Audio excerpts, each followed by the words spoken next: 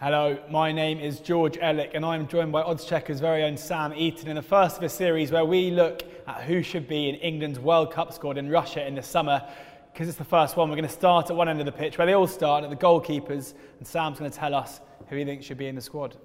So my three keepers are going to be in no particular order: Jack Butland from Stoke, Pickford from Everton, and Joe Hart from West Ham's bench. Joe Hart. How can anyone pick Joe Hart in their squad when he is West Ham's second best keeper? He was awful at Torino last season, terrible at City.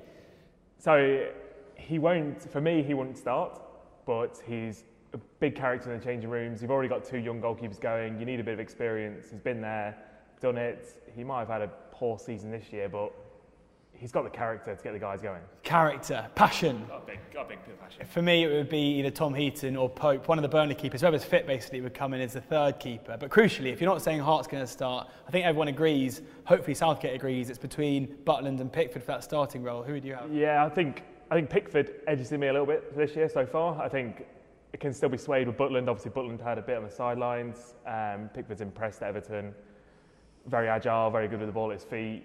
Don't know if Southgate's going to play that role, but he pips it in a minute. I like Pickford as well. My one concern is that he seems to concede a lot of goals wherever he goes. At Sunderland last season, he conceded a lot. At Everton this season, he's conceding a lot. Is it just a case of playing bad teams? I think, yeah, you tick the box there. Like, look who's in front of Sunderland when you're playing there, like the likes of John O'Shea. Who's he got at Everton? You got Ashley Williams in front of him. Phil Jagielka.